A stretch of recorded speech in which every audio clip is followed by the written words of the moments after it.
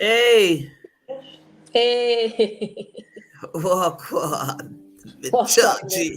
I'm so dead. I can't share. I can't do nothing. Oh, don't worry, we'll figure it out. Let me add Shah to the stage. What Shah, the gangster lean? The glasses, them.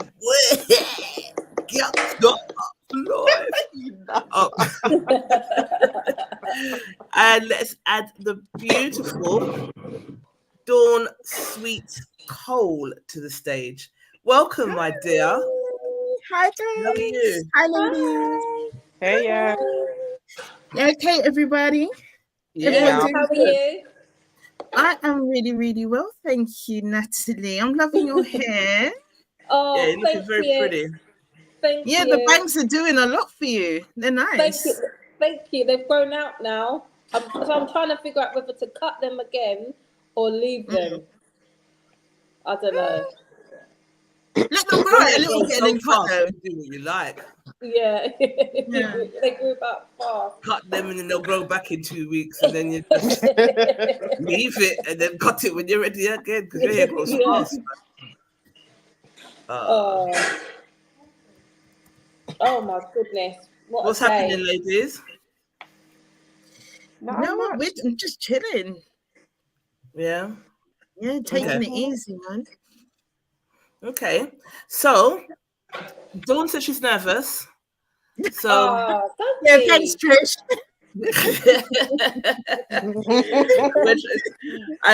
we're trying to tell her that this show is nothing to be nervous about. Honestly, it's all good in the hood. We're basically just glad that you're a part of our group. This is mainly made up, like, I feel like our group is a huge part. Without the group, there's not much we could do without you guys, if that makes sense. The 1,800 strong at the moment, you being one of them.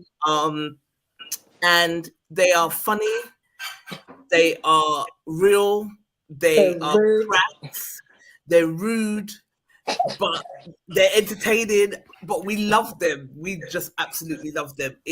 And you're part of that. So what we're going to do today, you're also a Black Excellence Award winner. I am.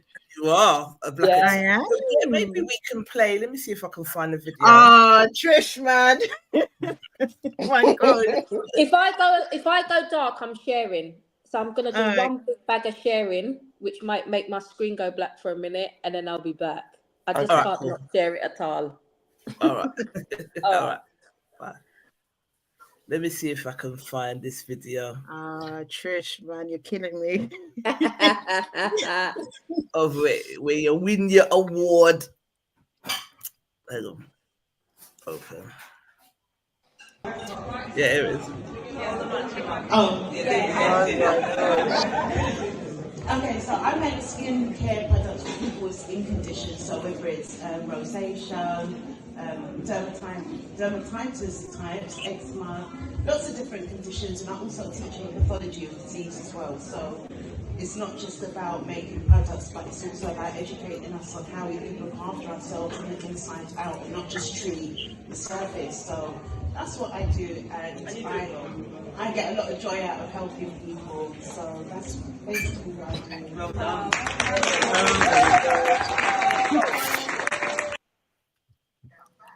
So that wasn't too bad, was it? No, it wasn't too bad, but you know, I just don't like hearing my voice back. I'm just like, oh my gosh, yeah. Right. Gabrielle, you got to get used to selling your business and that. You know what I mean? Yeah, So, I do. Yeah, and we've had this conversation so many times, and it's the truth. But I'm still kind of adapting. But yeah, it's not as if I don't get it. I mean, Natalie, when I first started doing business, I wanted to be like Ann Summers because no one really knows who Ann Summers is. So I wanted, you don't see her doing interviews, or it could be a they, it could be a him. Who knows? Because you don't know. I met her. Yeah. Have you met her? Okay. You don't really know who that is. So I wanted to be like that, but things have changed. Times have changed a lot, and people buy into you, and they buy into your story, and they buy into the genuineness of your brand story. So she kept pushing me to do interviews and to talk more and to be in front of the camera and stuff like that. And now it's second kind of nature. Like I've started making, it wasn't second nature to make things on screen, and I've started doing that now, and I will keep doing that. And that becomes, that's really interesting. Yeah, to see, because I think sometimes people don't believe me. Like, you make them, yeah. Yeah. So I feel like sorry, I feel like a vouch for that. Yes. Yeah, you make them. Yeah, I do. Or if I don't make them, I work along somebody who I design them, and I will work along somebody who will make them for me. But some of the so ultimately, it's my vision. It's what I see. Yeah. Like my mum, I'll show you this. My mum made this necklace thing, and we make it out of chain and then just kind of coil it and my mum made this, and then I then Mummy did. That's a banging piece. Don't rap with mummy, and then we've got the little earrings to match. I want a pair of, I'm sure you do a pair of earrings similar to that. I was saying to you when I spoke to you just before my birthday that you did a pair of earrings that had the country of the outline of Africa on them, and I was like, I definitely want a pair of them. Yes. So when you've got some pieces that I need. But my point to that is, since I've started talking about it and opening up more of my journey, is the more people are interested in it. And you've got an interesting journey, so tell us about it. Tell us about Ebonoire. How did you start? So the Ebonoire journey began back in 2000, and I think it was 2018. Me and my partner was sitting down and we were brainstorming names for our businesses. So I came up with Ebonoire, and he was like, no, I don't want it. He found his own. So fast forward to 2020 lockdown. So I'm at his house. My skin was playing up because I've been a seborrheic dermatitis sufferer for about 10 or so years, but I didn't really know what it was until we went into lockdown. So my skin is playing up. I'm not going to any type of doctor surgery or hospital for any type of medication for my skin. So I was like, okay, well, I need to read up about this. Like, what is it? How is it contagious? What does it do? So I had to really kind of look into it, find like my symptoms, and then look for natural remedies that would kind of address each symptom. So once I had worked out a formula that worked for my skin, I was like, okay, this is something that I could actually do, because I know I'm not the only person suffering with this. So it went from that to me like working out exactly what ingredients I wanted, and Irish moss was definitely something that I wanted in it because of its mineral content. And I just took it from there. And once I had got my formula down, I started giving it out to people for them to test. And then I was like, okay, no one's having any reactions. I've researched everything thoroughly. And I was like, okay, this is good to go. And I started using it on myself, using it on my children. And it just developed from there. And my business has evolved because it went from dealing with the symptoms to actually treating the root cause.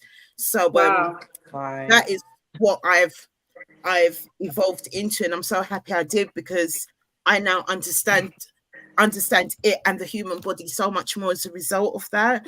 And because I can do that, I can help other people who may have a skin condition, or they don't understand why their hair is thinning, or why is it prematurely graying, or whether it's alopecia. Like there's always a reason. And for many people, they think just treating the surface is going to be the thing that helps it. No, you have to go under the hood as well as deal with the surface of the skin. So that is what I encourage people to do and help them to understand.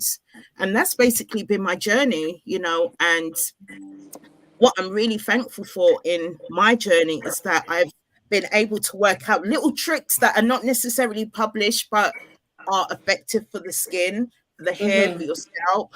And it's worked wonders for me. I don't have steroid creams anymore, or steroid shampoos and those things that the doctor was prescribing for me. You know, I've been able to just be completely medication free, and I'm really thankful for that, because it weren't doing nothing for no one. And black hair and medication is not always the greatest, you know. I'm really, really grateful for this journey that I've been on. If I'm really honest, it's paid off and it's helped others, so I can't complain at all. What are the dangers of steroids? You see, the steroids, what they do is that they speed up the healing or maturation process. So let's say, for example, you've got a baby who's very premature. They tend to give babies steroid injections to help mature the lungs. But so that's what steroids do. Essentially, they either speed up the healing or speed up the maturing process. So in doing so, you are bypassing certain processes that the body would naturally do that has been rushed. So in the case of a skin condition, instead of the skin cells in the basal layer, instead of them looking like a brick wall, like all nice and uniform, it would look more like a flake bar where it's all fragmented because it hasn't had the time to go through the natural regeneration process and being laid correctly, because the steroid has interfered with that process. So that's the danger of steroids, but also that people who use steroids, like for eczema, for example, if you keep on using it, you can actually trigger a steroid form of eczema, which people don't talk about. But if you use it too often, it can create eczema because you're constantly damaging the skin. It's not repairing itself in the way that it should, because it's sped up the healing process. So it creates a dysfunction within that area, and then it can trigger a dry skin condition, primarily eczema. Yeah, that's what it does. So I would encourage anybody, if you can do the two simultaneously until you can weed yourself off the steroids, do so. I never encourage anyone to come off it, because if that's what the doctor's giving you, then continue. You can do the two simultaneously, but if you're comfortable to come off the steroids while treating your condition naturally, do that. There's no harm in it. Natural remedies are not going to kill you, you know. So that's what I encourage people to do. Okay, so talk to me about the volcanic product that you the gave. Volcanic Ash. Yeah. That is like my bestest friend. If I'm really honest, it's changed the way that I deal with my skin and my hair, because it's a tricky material to work with. If you don't know what you're doing, you would think like, you know what, I'm never going to understand it, because it can be quite volatile, and not volatile in a way that it can hurt you, but it's knowing how to look after it. You know, it can be a bit difficult, but volcanic ash is something that it's so mineral rich. It's so good for your skin. It's so good for the body internally. It's just one of those sort of one-stop products, or shall I say like clays, that you don't really need to go any further once you've got it. And the good thing is that you can add so many different things to it. It can be so versatile, whether it's a skin mask, whether it's a facial mask, an exfoliant, a bath, something that you put into your bath, use it on your feet. It's got so many uses. Use it on your scalp. It just covers so much. And has it got the same sort of minerals as like the moss? It does. It actually, they have, you see, because it's actually volcanic ash. It's aged volcanic ash, where it's had time for all the radioactive properties in it to have like dried out or filtered out. I'm not really sure what the term is, but it's got so many minerals in it. I don't know if it's got more minerals than sea moss, or sea moss has more than that, but it's quite heavily packed with all different types of minerals that our body is naturally made of. So yeah, it's very, very mineral rich. So it's got lots of silica, zinc, magnesium, manganese, Loads. I think I've That got the your body face actually needs. mask. I've got Yeah, you your did get the face skin mask. mask. Yeah. Yeah. How have you been Really getting on with good. that, Natalie? Good. Yeah.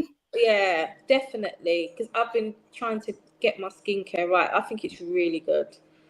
Yeah. Good. I'm glad Really that good. it's I working want for to do you. like a little video on it because I think it's really, really good. I just gotta, do that. I know how it goes live. Yeah. Yeah. But I definitely think it's something people should look into. Definitely. You know, I think what a lot of people need to understand is that if the body is minerally deficient, you're going to experience problems. So the key to really dealing with disease is making sure that you maintain your mineral intake, like your uptake, and you keep your stocks loaded, because once you are running down low on them, you are going to create a dysfunction or some type of disease. So it's really important, because our DNA is literally made of those minerals. So if we become depleted, whatever bonds that are in between the two sides of our DNA, it fractures. And when it fractures, that's where you get a disease function happen, because you've actually broken that link of whatever that gene is. So if it's eczema, for example, that's in your DNA, and that fragment breaks, you're going to trigger eczema in your body. So it's really important to keep your minerals up. Okay, so give me just a couple more minerals that we could ingest, because you mentioned something quite interesting of treating root causes. So anything that you put on your skin, really, you should be able to eat, and that's what the slogan of your company is: food for your skin. Food for the skin. Right. Yeah, so you should be able to ingest anything that you put on your skin. Is that what you're saying? No, I mean, some things you can, like sea moss, things like sea moss or bladderwrack, you know, your herbs. Yes, most definitely. They can be used both topically and internally. You know, I know people use like shea butter to cook. Again, that's also good. Anything natural that you're using is going to be beneficial to the body. But the slogan itself is more about using natural things on your skin, because your body eats in two ways, through the mouth and through your skin. It's just two different systems that are being exercised at the exercise. So you know, that's why I call it food for the skin. It's about giving your skin something healthy to feast on. Good evening, Davina Kabon. Hi, I don't Davina. like messing up people's names. It's ridiculous, but she's going to have to tell me how to pronounce it. When you voice note me, Davina, and tell me how to pronounce it. Korban, I'm assuming. Yeah. Anyhow, she says, Dawn, can you please send the link to your site? My daughter would be interested in your products, as she has eczema and is pretty much dependent on steroids. From young, I tried natural, changing diet, etc., but nothing has worked. Rash flare-ups aren't as frequent anymore, but has left scarring. I would at some point like to have an in-depth conversation, if that's okay. Yeah, that's absolutely fine, Davina. If you're part of the group, I will find you and I will inbox you, and we can have a conversation, and you can tell me more about your daughter's skin, and I can take you know, like not necessarily a full history, but just to understand her context and what's been going on with her, so I can better help you. But yeah, I can do something for you. I'm sure I can. Oh, we love that. Yeah, that's exactly what it's meant to be about. It's about education. How much does stress trigger the eczemas and all of the rest of it? You see, right, so when somebody is stressed, they release adrenaline and cortisol, and cortisol is a stress hormone, and adrenaline is what the energy that your body releases in order for you to do fight or flight. Okay, so you're either going to fight the lion or you're going to run away from the lion at like Godspeed, like you're just going to get away. But when we are in a perpetual state of stress, because the adrenaline is actually an acid, it's an energy boost. So if the body is constantly flooded with adrenaline and cortisol, it's going to create an acidic environment within the body, and it's acid that causes disease. All right. So if you imagine like putting salt on a slug, you know, it bubbles and it fizzes. That is the effect that acid has on the inside of our bodies. And it's crippling, it creates dysfunction, And it also feeds other things that cause disease in the body. But acid or sugar is always going to be that chief cornerstone, that foundation. It's always going to be built upon acid. So anyone who's going through like long sustained levels of stress, my thing to them would be is to do things that help release the tension in your body. Don't keep it stored up in your body, because then you're allowing your joints to be affected. And if it's staying in you, it's going to affect your organs, especially your heart, your nervous system. Right. You're going to get brain fog. You're going to deal with headaches. Your eyebrow is going to start twitching like mine has recently. Oh, my God, this is my life. It happens. So what I try to advise people to do, if you can, I'm not asking you to go and run up and down. Go for a swim.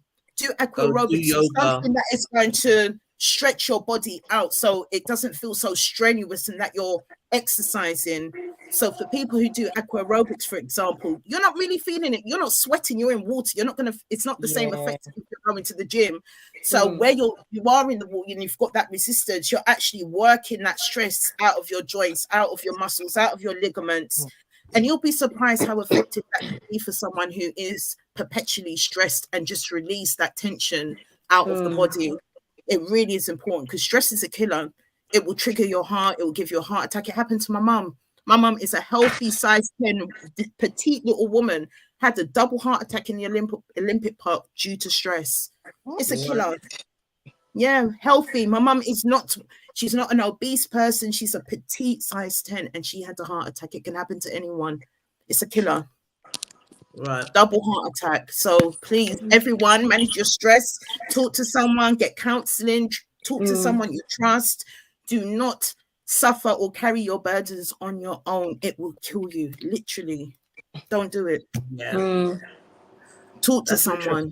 So a stress can trigger things like arthritis, and you said it affects your joints. It can affect, it will affect all 11 systems of your body will be affected by stress. All 11, from your skin down to your bones. It's that deep, because it causes changes. Makes sense. Skin, if you don't treat the stress, it's going to be a continuous cycle. It will do, because a lot of people, you know, if you've got trauma, for example, and you're suppressing it, it's going to come out in other ways, whether it's in your behavior, whether it's in your eating, habits that you pick up. But it's all about suppressing the stressor. No, you need to allow that stressor to come out, because it will mess your mind up, or just mess your body up and kill you, or drive you to actually do something stupid. You know, it's important. It really, really is important. Really important. And I feel like that's something that we as Black people don't really deal with. So that's why we don't deal with our mental health. We look at counseling like it is, because we're kind of brought up to don't chat your business. Yeah. Do you know what I mean? Like, counselors need counseling themselves. Something to me a lot. They can't counsel me, they need counseling their damn self. But when you find the right counsellor, it can work wonders. And that's the thing, because there's not much representation. So you're talking to you know, someone who doesn't look like us, who doesn't have the cultural background, or doesn't understand little isms and schisms that we would acknowledge, know amongst ourselves. It doesn't help. It just makes you feel further isolated, and like, this person doesn't understand me, so why am I here? And I think that is a really big barrier in us dealing with our mental health, if I'm honest. A really big barrier. Hey, Funky Housewife, old school friend of mine, says that it's seen as a weakness in our community, which is something that I really want to work hard to shift. I openly talk about my counseling and my counselor, because I don't see it as something that we should be ashamed of, or that should be seen as a weakness. It just shouldn't be. It shouldn't be. We will go to the doctors for anything else, but when it comes to mental health, we just don't. And from what I've heard it from many practitioners like yourself that have said, yes, we need our minerals, we need our magnesium, we need this, we need that, we need this. But at the core of it all is your mental well-being, and stress triggers a hell of a lot of things. Pent up kind of traumas triggers a whole lot of things. Yeah. So it is about dealing with that. Hey, Lady V Henry says, good evening from the lovely island of Dominica. Sorry, you say that just logged Hey, on. lovely. Well, Show off. jealous. Wish I could be there with you, my love. This I'm England, telling you, That's England our Dominican summering, home. can't. not Our summering, boy. home. This is It's England. not. You can't expect nothing from England. No, but this has been particularly bad. Very And we bad. had a really just cold like- winter, so I kind of put it into my head that if we have a really cold winter, we're gonna have a good summer. Hot Yeah. summer, yeah, that's what I thought, but I don't know. Wagwan. It's not been good. It's not been good at No. all. So No, it hasn't. I'm gonna ask you to tell people where they can find you, and Okay. then we'll come back to it at the end as well. You'll remind sure. people. So Okay. have you got a website? I do. It You is do? Of course you W. do. I ordered off of it. Yeah. Yeah. Yeah. Of course. Yeah. Yeah, Go on. it's www.ebonoire Ebonoire.com. Okay. And Yeah. Eve is saying all the bad weather affects your health. Yes, it does. For us in particular, as Black people, we need a lot of vitamin D. You know, our physiology actually depends on it. And I'm not saying other people, other races don't, but we are people of the sun. We need it a little bit more. And you'd be surprised how much we are affected, because it affects every system of our body. Not having vitamin D, it leads to depression, low libido, low mood, irritability, aggression. Like, it does a lot for us, you know, not having that vitamin D. Now, many of us, when we go back home to our native countries, or it's just really hot here, our skin looks good, we feel better. And yeah, things may be still bad, but at least you feel a little bit better because you've got the sun. You literally are being charged up by the sun, and living in England is just not the one for us. It's not our habitat. That's all I'm going to say. Nah. It's not our environment. It's just not for us. No, it's not. I was reminded of that the other day. I was at Califest with my brand, and some woman came over to the store, and she was like, "Oh, that's the map of Africa," and I was like, "Yeah," and she was like, "Do you go back there often? Do you prefer it there?" Oh, mate. Yeah, Yeah. just like, Yeah. that's Yeah. your home. Do you prefer it at your home? Well, I was actually born here, but I get what you're saying. It is. We don't belong here, and they make it quite clear that you do not belong here, irregardless. But yeah, I mean, I'm very close to my mum, and that's part of the reason I'm still here is because my mum is a nester, so she doesn't like change. So to root her up, unless we're going back to Barbados, it's kind of like, and even that, it's just like Barbados. You have to have a high chest in Barbados, boy. Like, it's expensive. I found it expensive when we went out there for 3 months, and I spent the best part of the first 6 to 7 weeks. So that's literally was half of the time that we was out there, clutching my pearls, just saying, this is fucking ridiculous. I am not paying that. No way. What? I spent half of and then I kind of, well, it is what it is.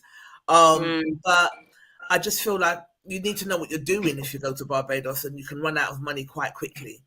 So I would like to go back to Africa, as the woman telling me to do.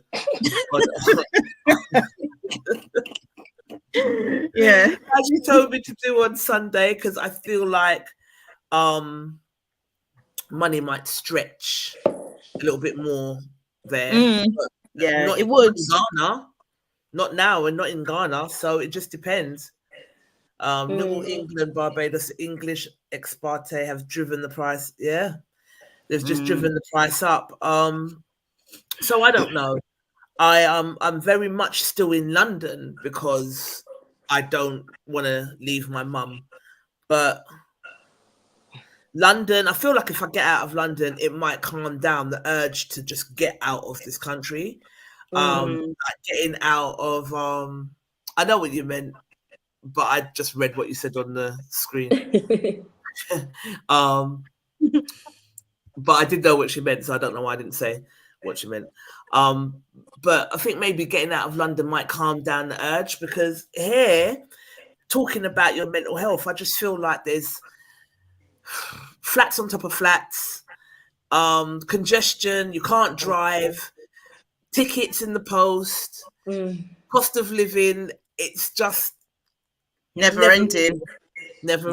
So back to mental health, I've got a counsellor, her name's Mitchell, and I'll put her details in the chat when I'm done. She's really good. I did have a white male counsellor before him, and it just didn't work. He was nice. It just didn't work. Because he reckons I can understand trauma, but I think our trauma is particularly unique. So do you know what I mean? There's so much stuff, like you just said, being deprived of vitamin D affects us.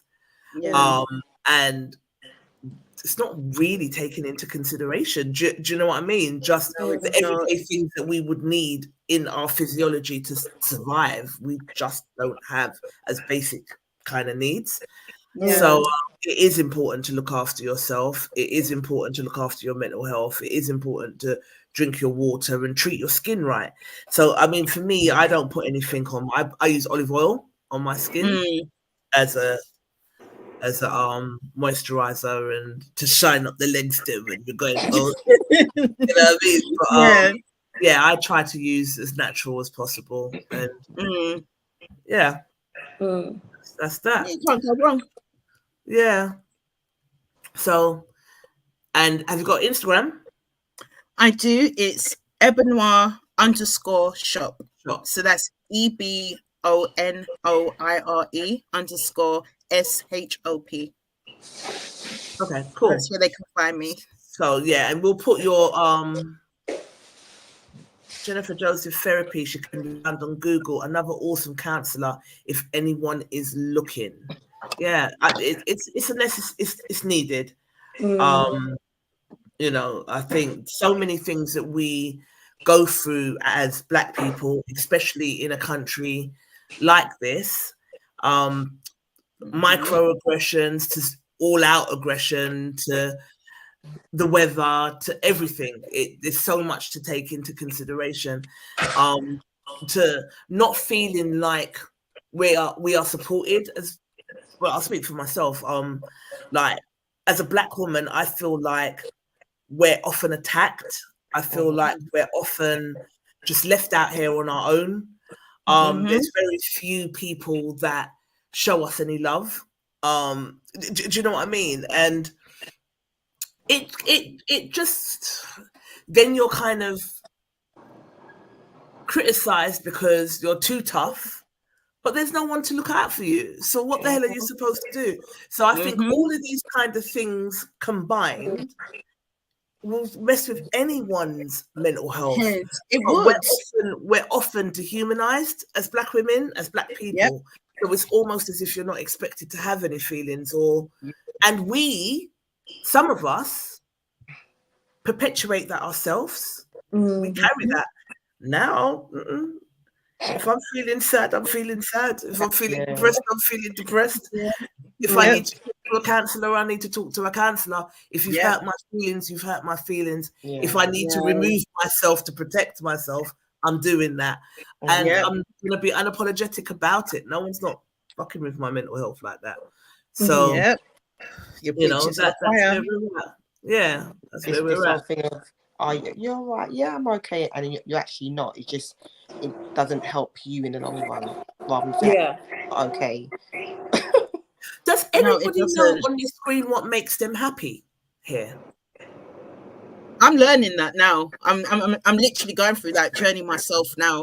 I think so. So I feel like I'm on that road to discovery, if that makes sense. I know when it's happening, but to reel it off, if that makes sense, I'll struggle with. I know when it's happening. There've been moments when I feel like this is just everything. Like small moments, and that's as it's happening. But if I had to sit there and say, this makes me happy, it's a bit of that's a struggle, which is bad. It is. It really is. But I think that just goes to show that us, especially as little Black girls, we're not really given that opportunity to explore what we want and the things we enjoy, and in even taking up that extracurricular activities, because we may have siblings, we may have responsibilities. You know, some of us are not afforded that luxury, unfortunately, or our mums just can't afford it because they've got to work how many jobs, or they're not around, whatever it is. But they weren't taught. Sorry? They weren't taught either. Yeah, they weren't taught. So, you know, it's just, again, one thing being handed down to another generation, being handed down to another generation. And, you know, you get to your 40s and you're like, oh my gosh, I don't know what I like, what makes me tick, what do I enjoy outside of my children, outside of my partner, what does Dawn like, what does Natalie like, what does Charlene like, what does Trish like? You know, it's sad that it takes getting to like a big old age of 40 to try and find out what you like, you know. Because I could tell you quickly what I don't. Yeah, I'm very clear about. I feel like I've got to the stage where I'm very clear about what I don't like, what I don't want, what I haven't got time for. I feel like that is very clear, and I could say that in a second. And I think I've done a good job of just being like, I don't like that. I don't want to do that. I don't. But if I had to say what I do like, it's like when people say, what do you want in a partner? And then you can say all the things you don't want, but then when you have to say all the things you do, it's always a bit of a slower conversation. Yeah. For me, I would say it's just living, being able to get up every morning and enjoy life to the max. If I want to go away, I can go away. Being able to do different things if I want to, being able to have the option. That's what makes me happy. You know, being faced with death, it opens your eyes to a lot of things. Like, okay, are you going to keep doing the same things you always doing? No, wanting to be able to experience different things, see different faces, meet different people. Yeah, as long as I can do that, then I'm good. You feel good, yeah. And I before I was like, oh, what makes me happy? Okay, you know, being able to know that I can do for myself. I can achieve, you know, set goals for myself and accomplish them. But like I said, just being able to. Not everybody wakes up every morning, and that's what I'm happy for. That I go to sleep peacefully and I wake up nicely too. You know, and that's it. Yeah. I can see that. I mean, having an experience like yours, Charlene, I can more than understand that. You know what I mean? And you know, sometimes I think maybe it's something that many of us need, that shake up to make us really value life and just really take it for what it is, because not everyone gets the opportunity to survive or even get up the next day or go to bed that night. You know what I mean? I think we can become a bit complacent. You know, we can, like you think to yourself, oh, I'll do that next week, or I'll wait till next time. Now I'm just like, I could be in discomfort or be in pain, but I'm like, you know what? As long as my 2 foot can take me somewhere and I can forget about it, whatever I'm going through or whatever I'm feeling for a couple of hours, I'm going to go and do it, because I know what it feels like when you cannot move. You want to move, but you physically cannot. So I don't take anything for granted. If I want to do something, just go and do it. If you're able to, you know, enjoy the. For me, it's enjoying the moment. It is enjoying 100%. The moment. Like I said, what I've been through, it does make you think, wow, okay, it can be easy. Life can be so easily taken away from you, and there's nothing you can do about it at all, apart from just hope and pray that you get to the other end and be able to continue life. And unfortunately, we do, not intentionally, but do take life for granted. You know, like, oh, I'll do it tomorrow. Everything's left to the next day. No, just if you got the energy, just do it. Yeah, do it. I'm guilty of that. Yeah. And that's it. And I said that's what makes me happy. Because like I said, not everyone gets the opportunity to come out the other end of difficult situations, or health wise, mentally, work wise, whatever. We all go through different things in life.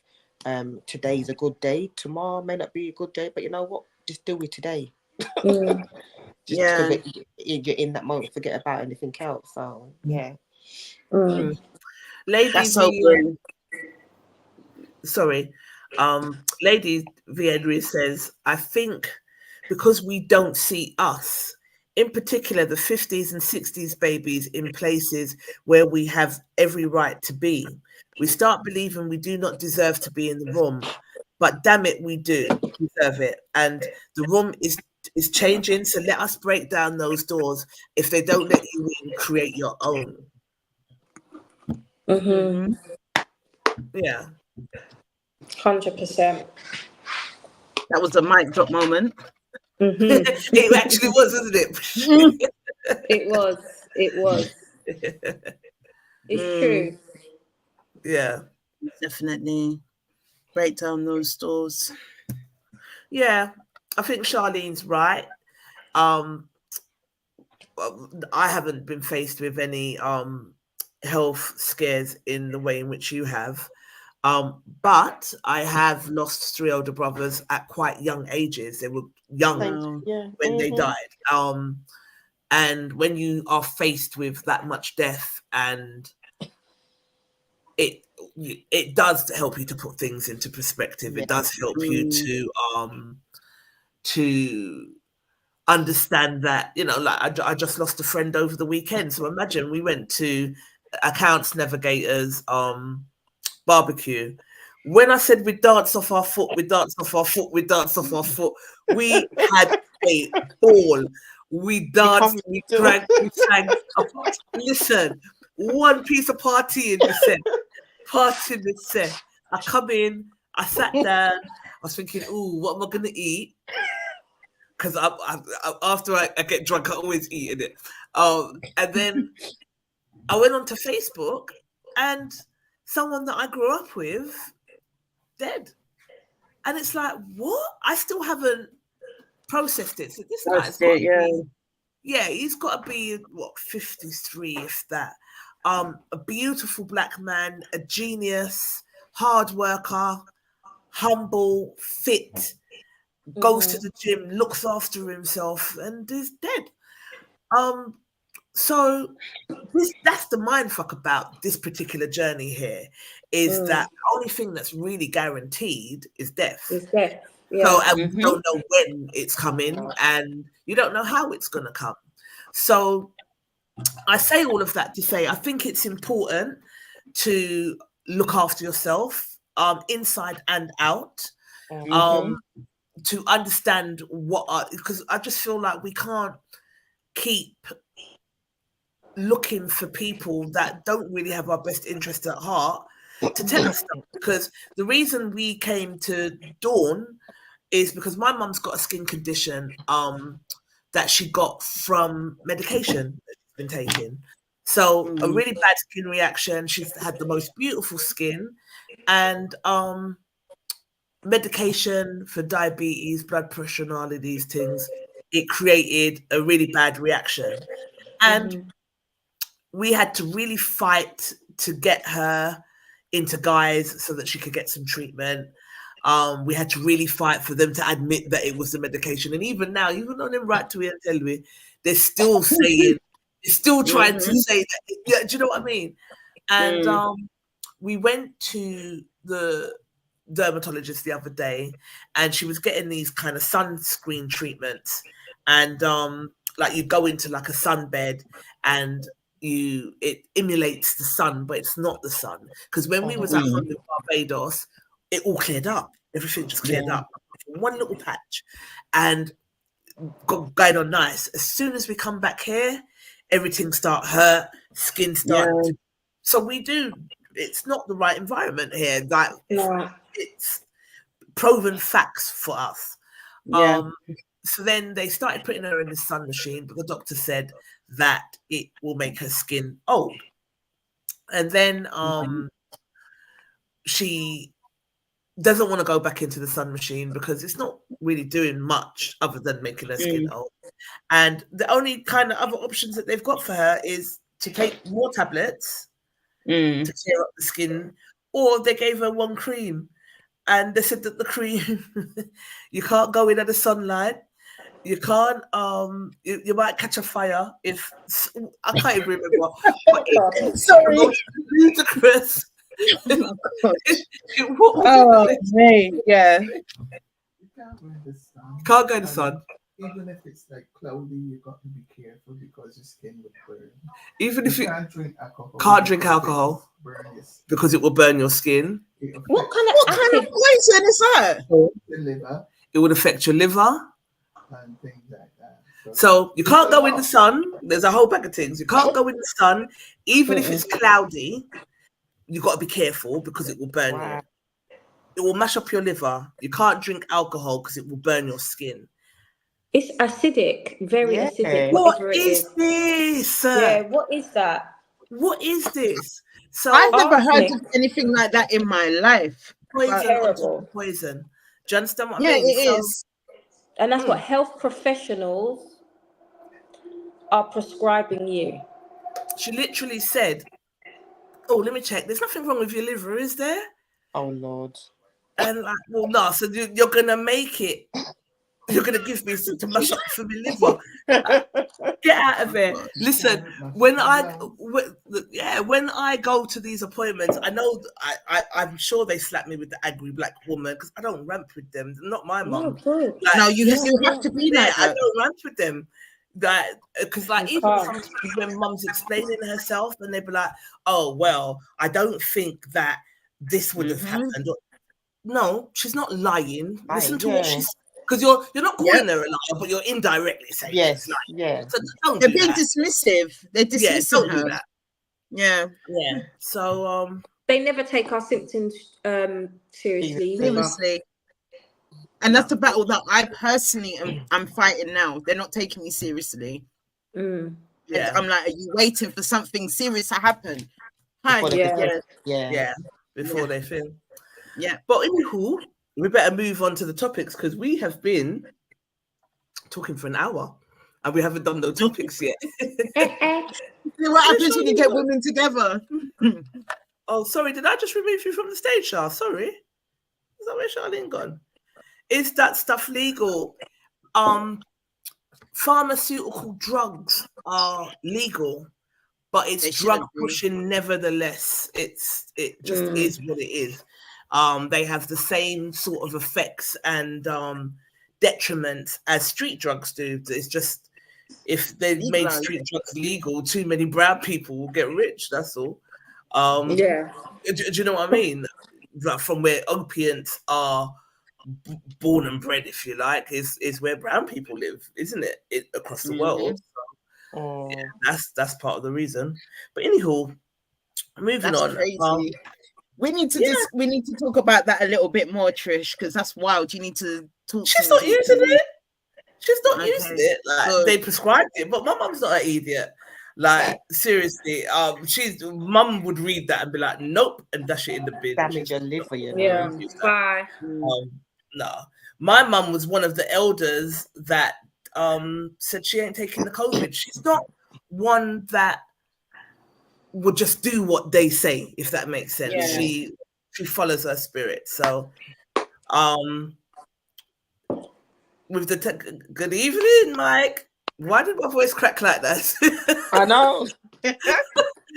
Don't get the wrong idea. She was like, "Good evening." Good evening, Mike. Sorry, ladies, I just need to get something. All right, get one of my children to get something. All right. Yeah. Going on. So what topics did we choose again out of our ones? All right, so did we choose 3 or 2? We chose 3. I've got 4 up here. We'll whiz through. Share screen. Share screen. Not that one. You chose one from Mike. Natalie, but we'll do that in a minute. But this was one of the ones that you chose, Nat. Can you see it? Mm-hmm. Yes. You guys can see it, yeah? Mm-hmm. Yeah. All right, so this is one of the ones that you chose. Hang on, is Dawn back? Yeah, I'm here. Okay. Sorry. It's all right. Bless your cotton socks. I do love my mum. She was enjoying the conversation. Before we move on to my mum is a former nurse, and she said she wasn't taking no devil injection. If COVID kill her, it kill her. It's straight. All right. So this was what we were looking at. Hang on.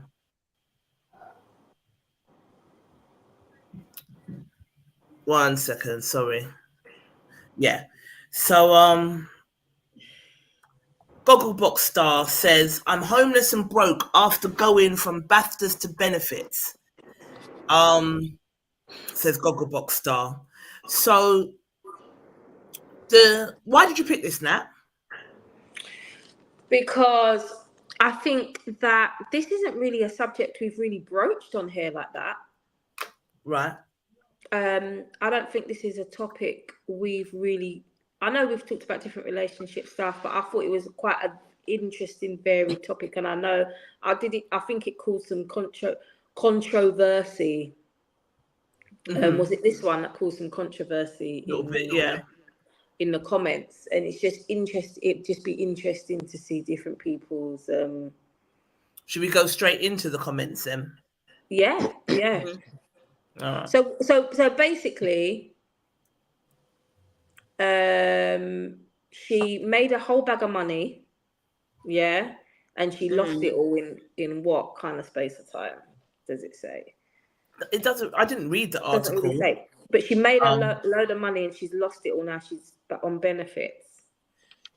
So there's like a split division on different people's views on this.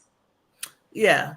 So my thing is, some of the people in our group, they say the most interesting things. Trying to find back the screen now. Hang on. That's diplomatic. Me. Oh shit! Can you see it on there? Yeah.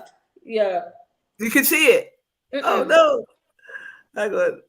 You can tell my brain's not in it today, but I don't know which tab it is. 1 sec. 1, 2.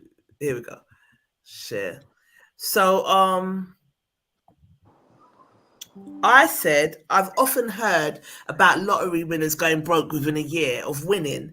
I think it's about mindset around money. What does everyone else think this is about? Is it carelessness or is it deeper than that? So, who's this? Is this Gary? 1 second. Just heard a beat. Hey, Chica. Hey. Hello, guys. Hey, you're right. You all right, love? Yeah, I'm good, thank you. You're all right? Yeah. Yeah. So we're talking about, you've joined just in time. We're talking about Gogglebox Star that goes broke. I was watching you lot earlier and I thought it's too much girly stuff, so I won't come on yet. What skincare? Too much moisturizer, I can't do it. Not too much. Not moisturizing. I got a bag of replies. Let me see if I can find. Right. So I thought this was a really interesting response to this question. Chris Knight said, some people have subconscious trauma they haven't exercised that makes them believe they're not worthy of money, a luxury lifestyle, power. So everything they do leads them to self-sabotage success whenever they have it, to learn self-helplessness to satisfy their subconscious belief of unworthiness. They quite literally and subconsciously find ways to destroy any joy, success, happiness they find in their lives, love and business because of this. Repeatedly, if you don't treat these deeply embedded trauma and belief systems with NLP and motivational success training, these people remain broken until the day they die. What? I think he's definitely onto something there. Yeah, I wouldn't agree with him 100%, but he's definitely skirting around the yeah. What don't you agree with? You know,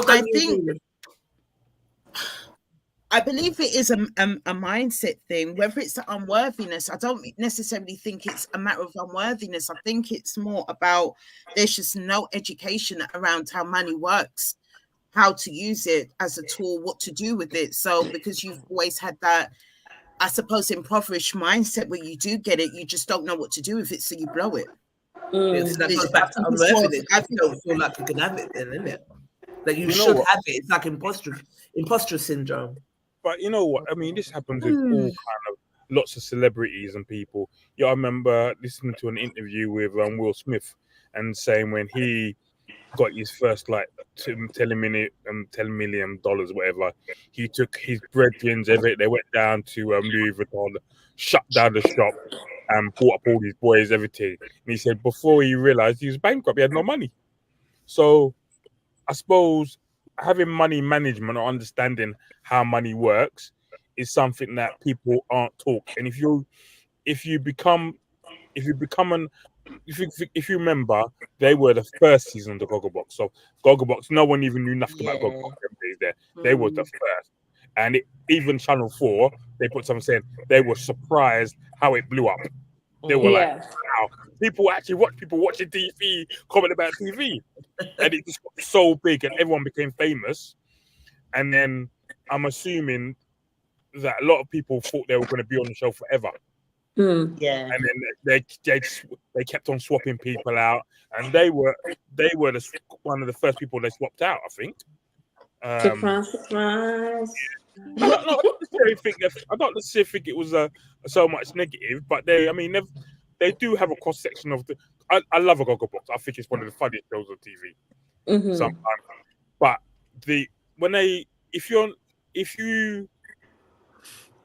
you get money and then suddenly you don't have money, you think it's going to be it all the time, you're spending it like you're always going to have it, and if you don't plan forward, then you've done. You're done. And I think I've been there because I wasn't, I can't use the word educated, because I wasn't the greatest at school. I used to work like a madman, like anything what came, even if the job was like £20, I was lucky to get the job, so I'll go and work it. But sooner or later, you kind of got to understand that, well, your time is precious. You can't waste it on doing things that are not worth your while. And then once you get into that mindset, you kind of start managing your money and your things. So when you're earning lots of money, you spend lots of money. I mean, I remember saying to my daughter, I remember my first wage packet was £295, like proper month wages. And I was like, I thought it was hard, but now I'm earning whatever X amount more than that. I'm like, sometimes I feel like I'm in the same position I was when I was 18. Sometimes I'm like, where's the money go? If you already say, like, some people are earning 65 grand a year and telling me that, boy, they're struggling. What did like that? I know someone that's earning 75 grand and said that after they pay mortgage, child childcare, mortgage and childcare, they're left with basically nothing. I was like, what the fuck? 75 grand is just covering your mortgage and childcare. Yeah. What about the other bills? And what about living for the month? And what about if you're earning 75 grand, your job is not easy. I'm taking it. So I was just astonished that that someone on 75 grand was struggling. Because everything you do goes up, Natalie. You don't Oh, live. I You don't know. live. You don't live in the same house. You want to upgrade the house, and this is where sometimes I'm good. I wouldn't. sometimes you got to live where you're living, so you can save to put down for something else. Mm-hmm. And that's the same thing with the people like on that. You have money for a while. As I remember when I do youth work, and one young person, sometimes young people talk some sense, not often, but sometimes they talk sense. I remember one boy, there were two boys in the club arguing about some money thing, and one said he's going to make this match amount of money, and one of the boys said, earning money is not an issue, it's keeping money that's the problem. Right. Yeah. Getting money's come through my house every day. Yeah. I get all the puppy, but it's keeping the money that's the problem. Mm-hmm. And I say, thing where she earned good money from Goggle Box. I actually know what I said. I'm lying because I know how much they get paid. They don't get paid now. I think they get like 300 quid a show or something, like 350 a show. It's not that much money in the scheme of things, but it's about, like I said, it's about the marketing afterwards. Mm. You need an NLP PR to hook you up afterwards about what I'm going to do next.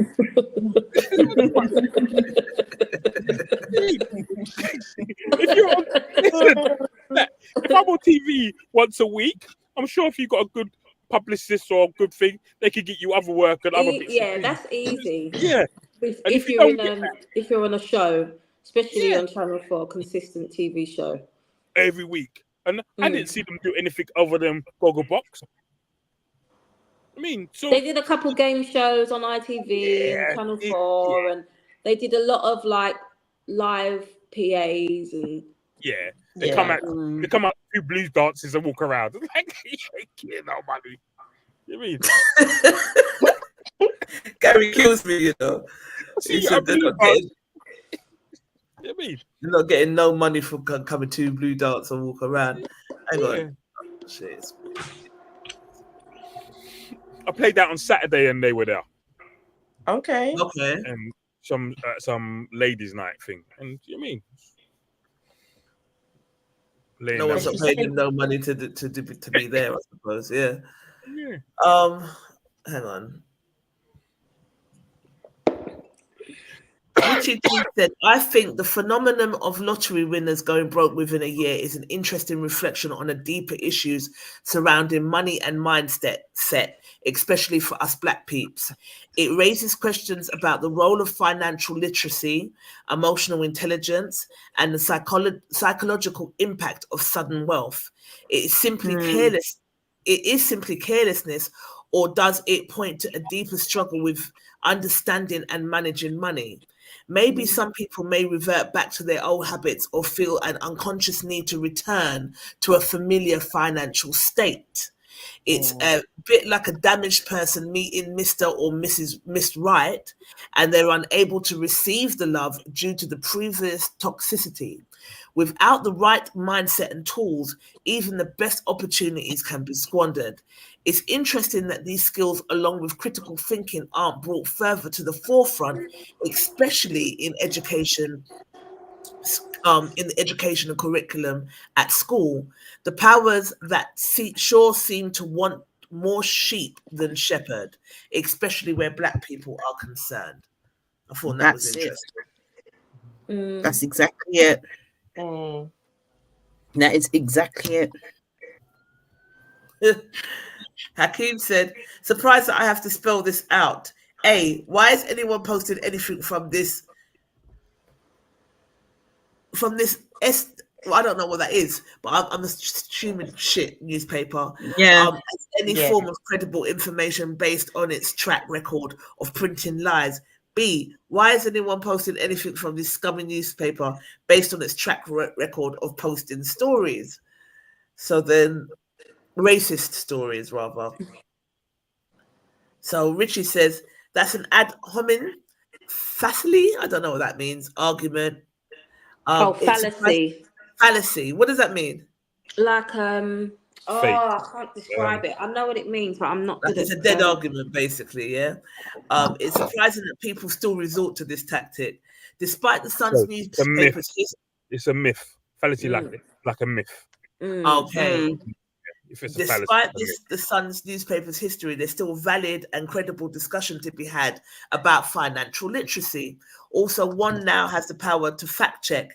So if you did your due diligence, as one should do, regardless of the source it came from, you would realize that this story is indeed true. Our group kills me. I think they're so funny. Anyway, they went on. Hakeem said he's a journalist and blah, blah, blah. Wow, that's just come up as beyond me. Good morning to you too. You know what I mean? I grew up with Sandra. Oh, I don't know if I should read this because I thought that was a bit personal, so I'm not going to read that one. You know, when we talk about money, you know, there's money, and you know, there's rich people, and then there's rich people. Then there's wealthy people, yeah. Because like you saw that thing about the Indian man who had the wedding for his daughter. $540 million he spent on the wedding. Yeah. All the celebs that went. Yeah, Yeah. Boris Johnson and Kim Kardashian. It was random. And nobody knew it. To be there. Nobody knew people. He flew them. He hired. It was either 20 or 200 jets, private jets, to fly the people out there. Like, yeah. Well, his money's long, isn't it? Yeah, so he can do that. Yeah. Right. I find it perplexing that so many people rise from poverty to wealth only to fall back into poverty. I can't help but feel there must be something I'm missing. Personally, I've always believed that if I were to become rich, my first priority would be to set aside money to ensure I never go poor again. My plan would be to invest a portion of my wealth in ways that would continually generate passive income and benefit from compound interest, creating a secure financial foundation that wouldn't or couldn't touch, thus safeguarding me from returning to financial hardship.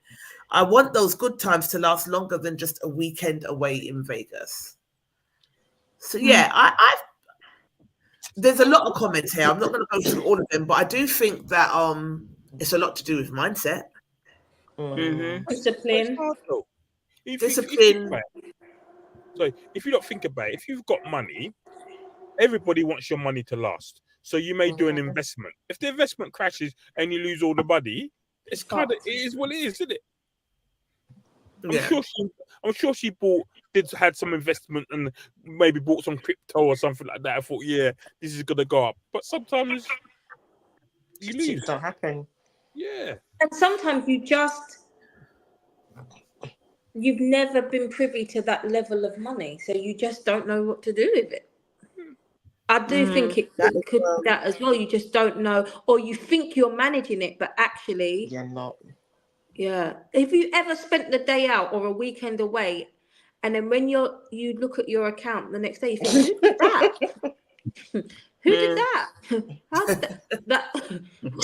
It probably happened like that, you know, like oh, who's been into my? I've reported fraud on my account, and it was me. My gosh. After I had to look into it properly, I had to be like, sorry, cancel that. It's fine. Can you and I still but unfraud it. Yeah, unfraud it. Take it off. It's me. I'm sorry. But you've sometimes you can literally look at your account and think, well, who? And it's you. And I think that probably happens. When you have got a lot of money, you probably think you've got more at your disposal than you probably have. Than you actually have, yeah. Yeah. And then I think money is energy, and I do think it's a lot to do with mindset, energy, education, and discipline. It does. It's a lot to do. If you're not disciplined, I mean, I don't. At one stage, for about 4 years, I never looked at my bank account. I never actually opened my bank account and looked in it. Well, that's a privilege. Huh? Why? Just didn't look. I spent. I knew how much roughly I had in there. I'd spent, and that was it. I didn't actually look to see. I remember what actually guided my account one day. I can't remember, for some random reason. I never looked in there, and I saw a debit for £230 or £32 from TFL. I thought, what the hell is this? So when I phoned them and had a conversation with them, they said to me, you know the Boris bikes? Yeah. I used one of those one day, and they said I never put it back. So they said, "Oh, it's been put back into the gate yesterday, so they've charged me for like 3 weeks." What? So I said to them, "I said, but where was?" I said, "I put it back. I ain't driving it back for 3 weeks. They can recredit the money, but if I didn't come back, actually, it was just a luck. Usually, that would have gone." And I said, "Yeah." So for years, I'd never looked in my account. I just didn't. You know what I mean? Much as I said, I'm really annoying person. I've had a conversation with you about this, Trisha, where if I got money for you, I'll give you a check. People are like, you still use checks? I'm like, yeah, hell yeah. Everyone gets a check. Yeah, it's a check. Take a check. I'm just like, Gary's the only person on this earth that uses checks. Gary. I cannot. Do you pay do you pay everyone with check? If you have to, I can't try to show him my checkbook. I'm trying to show it. You can't see my checkbook. Do they still print those out? Do you know what I mean? I still got my checkbook. Greta will be after you soon because you're just smashing up the environment with your checkbook. I'm gonna give you a check, man. Smashing up the environment. That's got to stop right now. Right now, stop it right now. Why? And you don't even. It's not even digital. It's mad. Why can't you do it digital? You're just trying to piss them off. Listen, to be honest with you, I'm not. If someone gave me a check, I'd fight them. For what reason? Because what are you giving me a check for? And then I have to go and put the check No, in. no, But now I can take a picture on my phone, actually. You just take a picture on your phone, yeah. You just take a picture on your phone, innit? That's it done. Oh, wow. Yeah, but you can also go on your phone. That's it done.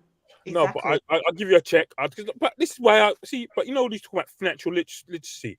I always go into balance my checkbook, so I write everything goes down, in and out. So I see. So I can have a visual view and what's in and what's out. So that's what I do. All right, Lord. That's interesting. Still my That's his way of processing, I guess. Yeah. Oh wow. Davina, you can't let me. Thank God Gary ain't got no money for me. I'd be like, just hold that. I don't want to see it. Take a check. All right. Next topic. What we got next? Hang on. What have I got here? Hang on, because I had this all patterned out and now it's not patterned. So hang on. What's this? All right, let me get rid of that.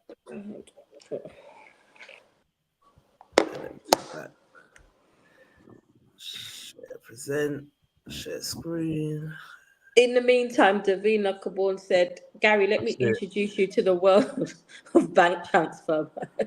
We're going to do a tutorial. Davina will get a check too. Yeah, everyone's getting checks. Everybody's getting a check. Get a check, man. Hong Kong Shanghai Bank Cooperative. Get my check. All right. Can you not see? Yeah. Yeah. Right. Got a dilemma that's got nothing to do with me quickly, yeah. One of my brethren, he's saying oh my gosh. No limit. Yeah, not no limit. He's saying, yeah, as a 27-year-old man, what's the youngest thing he can drop? You see what he's saying he can get insured on loons? It's a mad thing right now. Wait, what's he saying he can get insured on? Oh my god. 1.8 turbo. Good to go. Man said 1.8 turbos. And I'm saying, Marks, as a 2.6 litre, yeah, I can't be doing nothing less than a 2.2 up, sir. Yeah, but you know what it is? Some of them 1.9s are kitted up and they can move on the strip. That's what he's saying. So I'm saying to you, man, what's the limit for a mid-20-year-old man? What's the youngest thing he should be chopping? I don't care if she's fully developed, pimp my ride, exhibit. I hear what? I'm 27 this summer. My sister's 22 this summer. I can't be chopping things that are the same age as my sister. Your sister ain't got no crazy brethren that you'll smoke up. Not one of them. I'm not involved. I don't care. I'll go find some length. I don't want to know them if they know. No, I fully hear where you're coming from. You know what I'm trying to say? But you see that what it is? if you can get insured on the thing, then sometimes you gotta go for it. You feel what I'm saying? Right, go on. What you got for the man's then? Talk to us. Got a dilemma that's got nothing to do with me. Quickly, yeah. All right. All right. So that was posted by Mike. Natalie chose that again. I would love to get Mike on here to back his bloody posts sometimes. You know, I swear. Charlene, what have you been insured on? Why you putting me out for? You're on the same level as me on the page.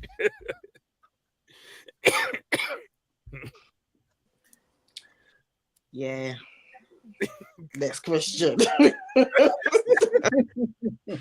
Why? Next question. What's the youngest you would date? I was young. 1.6. Well, that's worrying if you can't say it, Charlene. No, youngest I would date would be 40. Okay. 40. You're only what, 44? Be 44, yeah. So I'll go 40. I won't go beyond that. Be lower than that. Okay. Fair enough. Yeah. What's the youngest you would date, Nat? 1.5, 1.8.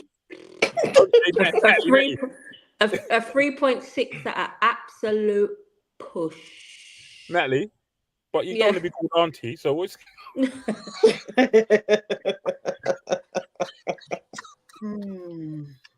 Oh, stop it.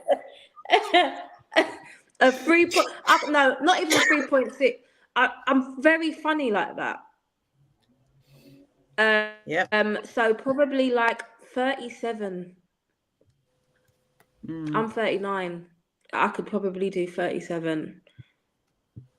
I know it sounds very specific, but when I start going under that, I'm just like, I don't want to be celebrating my 40th and then you're celebrating your 40th all 3-4 years after me. No. Yeah, that's dead, man. I don't like that. So I've reached a milestone and you're nowhere near it. No. Mike, so you posted this. You're watching. What's the youngest you would date? Tell us in the comments. But I bet he won't say nothing. He's just doing like a little naughty face because that's what he is, a fire starter. Throws his bombs and then dashes off. But yeah. Dee, what's the youngest you would date? You know what? I don't really do people younger than me, you know. But if I really had to choose, I would say about 37, 38. I just haven't got, and even then that makes me feel some type of way, even saying dating someone younger than me, it just feels wrong. No, I would prefer someone like we're equal in age. It's one thing like if I turn 40 before him, but me and him have to be going through the same milestones at the same time, not playing catch up. It's too much. I feel like although I know I'm not a pedo or anything like that, but it just feels wrong to me. Do you know what I mean? I don't know. Yeah, I've tried younger guys in my past and that felt weird. And I was like, I won't do that again. It just didn't sit right with me. Yeah. Gal? I'm a bit like Natalie. Yeah. This is weird. I can't. I don't even know really. Would you date? When I was younger and I was doing youth work, I remember saying I wouldn't date anyone under 25. Right. Because some of the people in the youth club were like 22, 23. So when I was working, I wouldn't date now. But now since I've stopped doing youth work, I'm not dating anyone under 25. But I don't think now I haven't really got an age to say, oh, she's got to be 51 or 35 or 37. I mean, I'm really... Yeah, but there must be a limit that you're going to go. Like if you met somebody, my name's R. Kelly. I'm not going to be getting 17, 18, 19, 20-year-old people. Yes. So I'm not going. So I don't.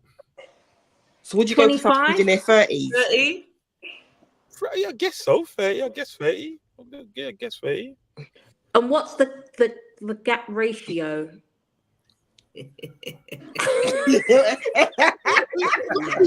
Because to me, when you get to a certain age, the gap thing isn't the major thing, is it? Like for example, if I was in my 60s, I probably wouldn't be dating someone in my 30s, but I may date someone in the 40s. Right. Okay. Yeah. Would you date? How old is your oldest child? 25. Would you date somebody who's the same age or just a couple of years older than your first child? Not really. Not because It's not really.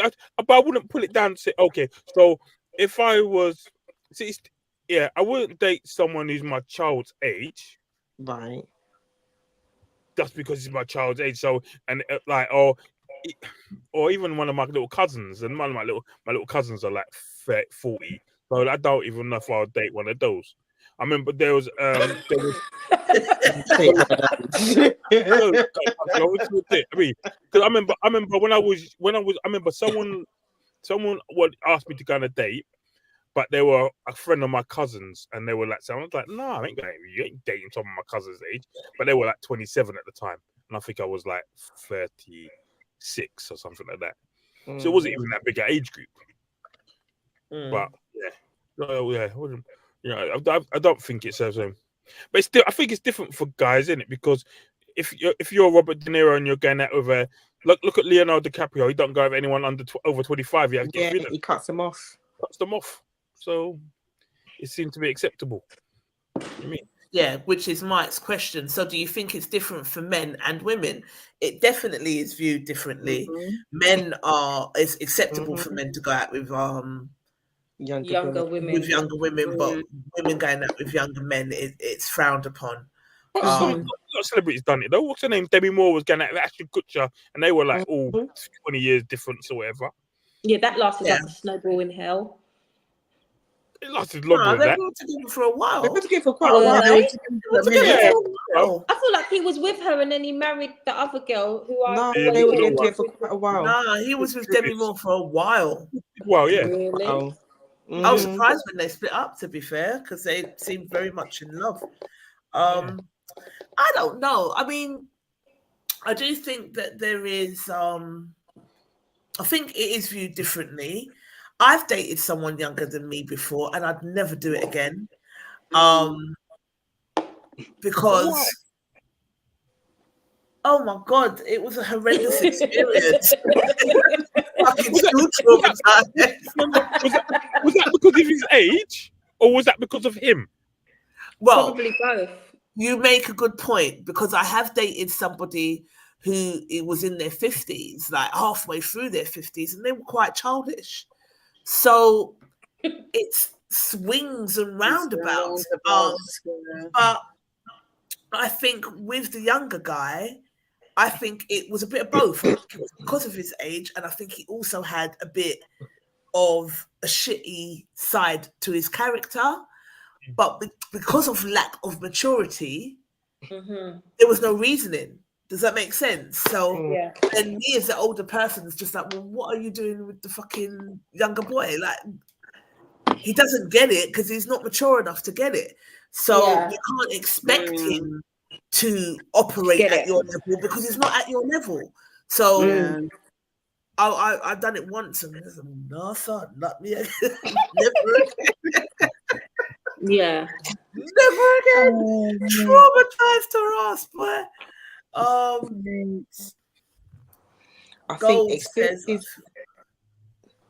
think experiences as an adult, this is someone watching on YouTube, I think experiences as an adult come post 25.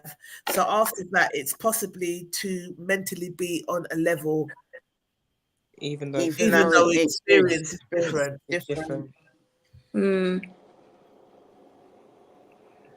true. He says, it goes on to say, personally though, more than a decade gap is pushing it, laughing out loud. I just think, what are we doing?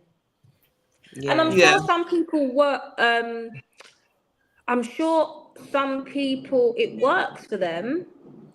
But for me as a woman, I don't know what on earth I'm personally, especially knowing who the person I am, gonna do with a guy 10 years younger than me. Yeah. I don't know what I would do with that. The same thing you do with a guy 10 years older than you. No, it's different, man. No, because No. if you're meeting somebody who's 10 years younger than you, it's like, okay, where are they at in their life to where you're at in your life? It could be two different levels. You're on level 4 and he's only on level 2. Are you prepared to wait? What your expectations of are in a relationship or what you want to achieve could be totally different from what he wants to achieve. But saying So that, it's weighing up those scales. So those pros and cons. But yeah, some of the like I said, the younger guy that I dated was more mature than the guy that I dated that was queer in 50s in some areas. So it's really hard to get that balance. Say, but I do feel like I just feel like Gold goes on to say anything over 15 years different is a bit cringe. I suppose if you're over 60, it's less creepy or indifferent. I just think, I think you're right. Like 10 years is pushing it. And there are some people who are younger, like some of the younger kids are getting married, building houses together, and some of the guys that are my age and older just haven't got it together. They're not ready for a relationship. Yeah, they're not ready, like literally not ready for a relationship. So it's like, it's hard to tell. It is like what Gary was saying. Sometimes it is about character.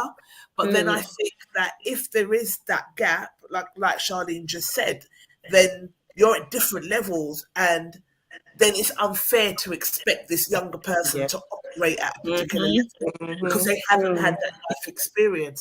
So that's kind of my reasoning for it.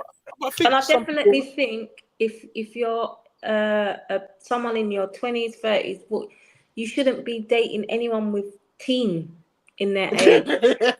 Yep. Anything teen. Leave that alone. Yeah. Yep. 100. A-level students and that, leave them alone. I don't think you should be doing that. I just think leave the teenagers. I think teenagers should just be off limits. Yeah, let them be teenagers, period. Yeah, I mean, for me, if you can give birth to them. And to be for the record, the younger guy that I dated was not a teenager. Just throwing in that disclaimer real quick. No.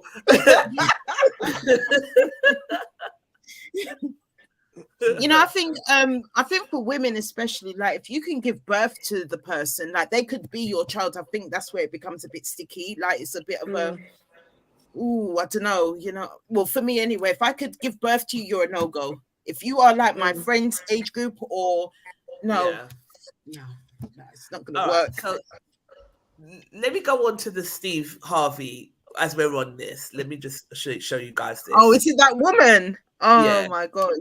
Oh, let me show you guys this. Hang on. Not that one. This one.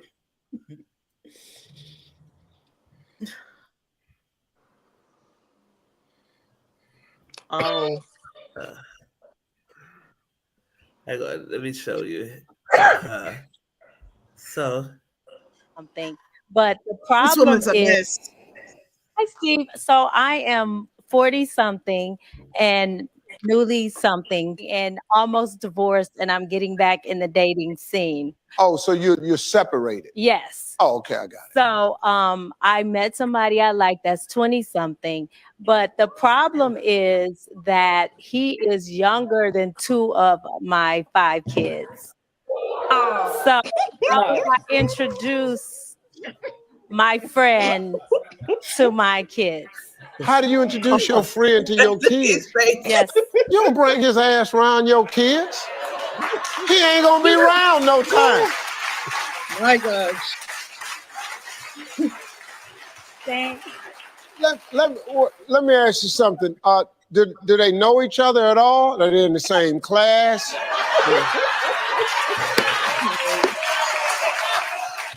But Steve, it's okay for men, but it's wrong for me. Don't start that clapping, ladies. First of all, no, you're not gonna do that because I didn't say it was okay for nobody. So what you're not gonna do is take this rule and throw it on me because you want to use the rule. Now, if you want to date the little boy, then just go on and keep dating the damn little boy. But you're too damn grown for this. What you done messed around and did is you done jumped back in the dating scene. The last time you was in the dating scene, you was in your 20s. So now you done reverted back to a 20-year-old. Now you're doing what you did the last time your ass was dating. And you can't do that no more. Now you ain't been on the dating scene in a while. That 20-year-old boy, what does he want? If we marry or continue an ongoing relationship with the woman who has children, we have to be in the lives. Gonna be around. No, he ain't gonna be around. So then what do I need to think about that for? Like, he can call me mommy, I can call him daddy, but the kids ain't got to call him nothing. You the one said, when can you sit your ass down?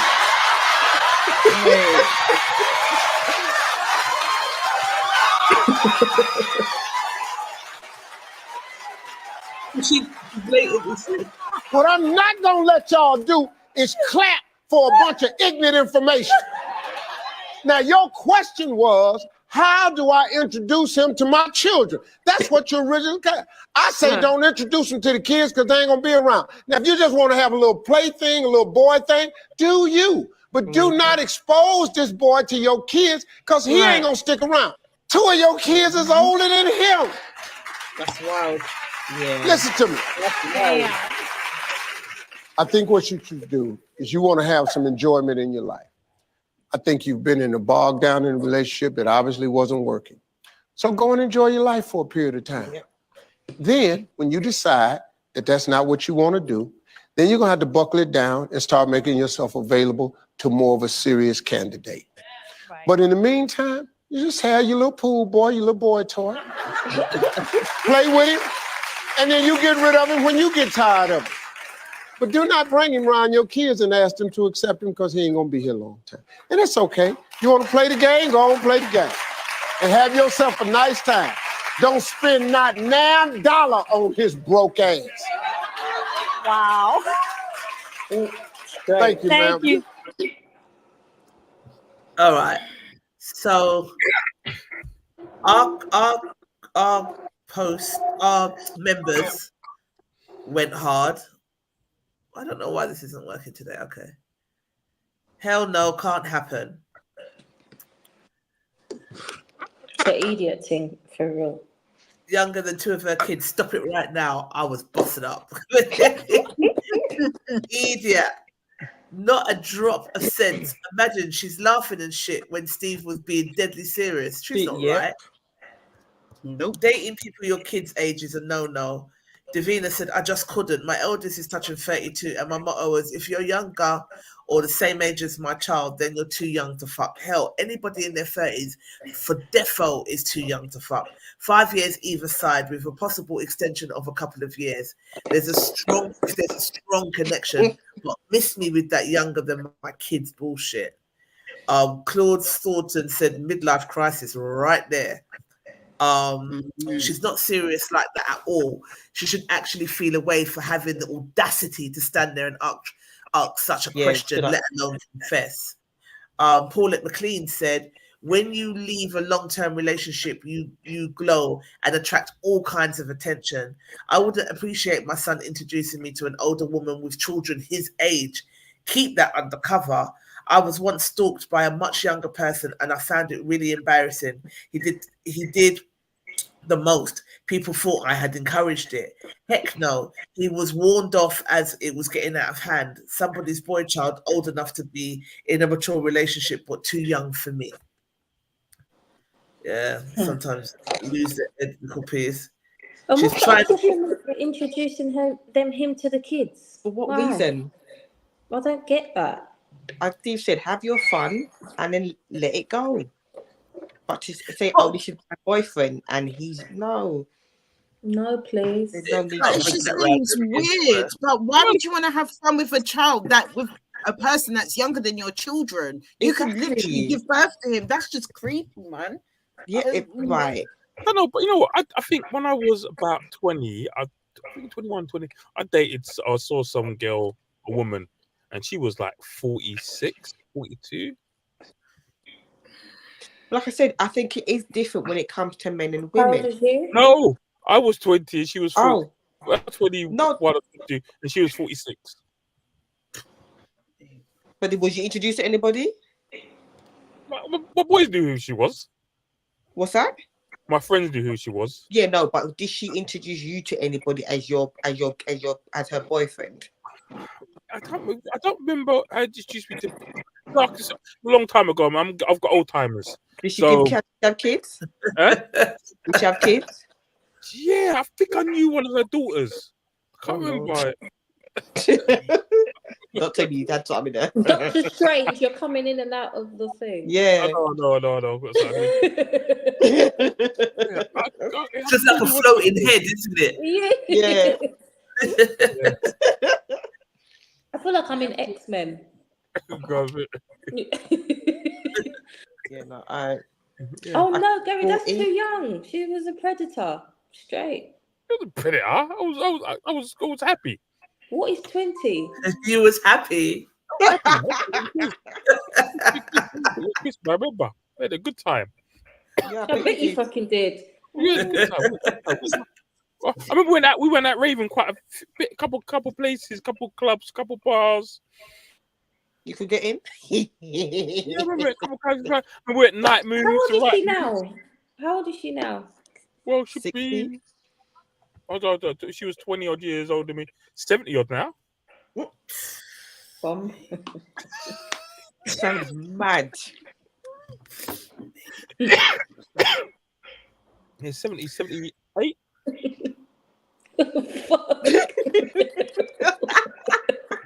Well, I missed that. What was he saying? She's about 78 now. She's about 78 now. Imagine if you kept that shit going. Oh my gosh.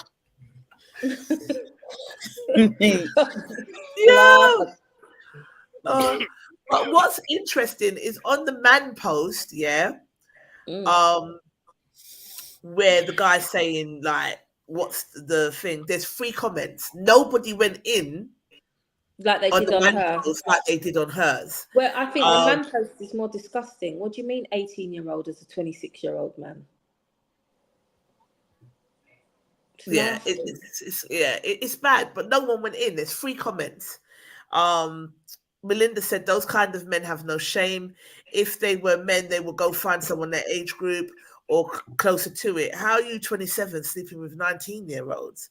Carson Lewin said, I've heard this ages ago. A guy called in is a comedian. He's done loads of random things, but in real life situation, man better allow the R. Kelly moves for real. And then Jermaine just put up laughing emojis, but nobody found it as like no one cussed out this guy. Like the woman was like, oh my God, it's you know, it's definitely judged harsher when women do it. And I think alone, if we look at the men's one as well, first of all, they're talking about 18-year-old, 19-year-olds. They didn't even go as far as to say 20. They said 18 and 19-year-olds. And the reason why it was allowed, even Marx is saying this, is if her body's fully developed, are you stupid? You don't even care, not even her mind, her body's fully developed. So you literally... you literally... I think it's worse. Would you go with the 78-year-old now? Oh, Lord. Sorry, Natalie. No, that's all right. Oh, why? I shouldn't even put that up. Would you touch an 80-year-old, Gary? Gary would be like, no problem. I said I didn't say there's a problem, Natalie. I wouldn't. Personally, I wouldn't. Obviously, I wouldn't. Oh but no, you have boundaries. It's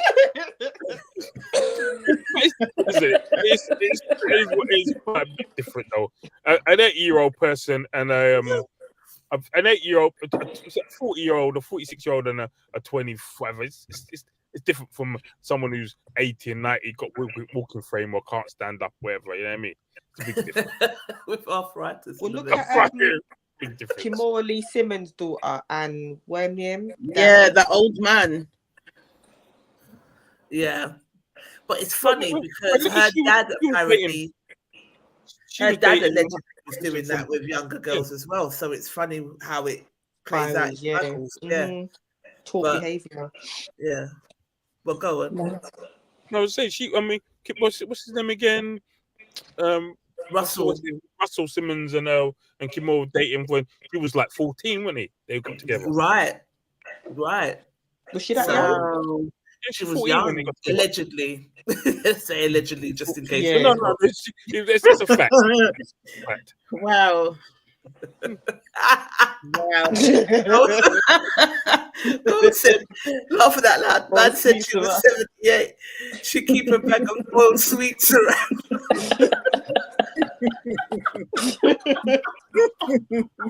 No, not the boiled humbugs.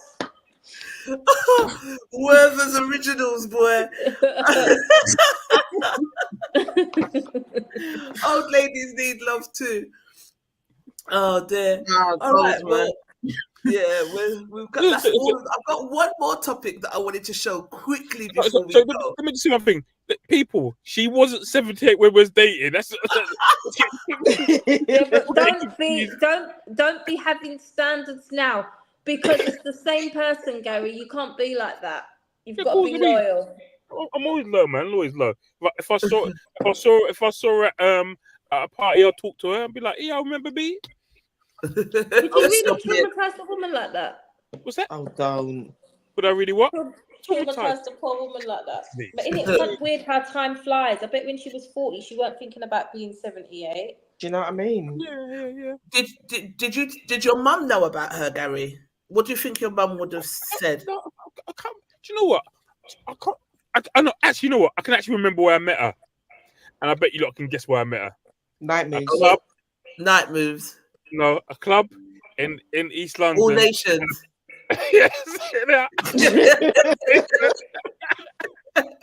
You had no business in All Nations anyway. Nations. Yeah, when I was 22, everyone would go Nation, man. Just wheeling up the aunties. Basement things. No. Wheeling up the aunties. Oh my gosh.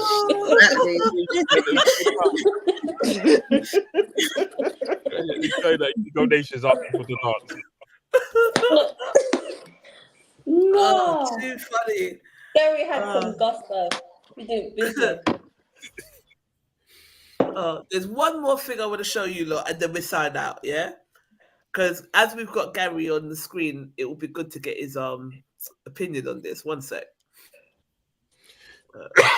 One more thing. It's not going to take long. Is it my girl? Is it my girl's Queen's Speech? No. What's Queen's Speech? Oh, the prison guard speech. Prison guard idiot girl.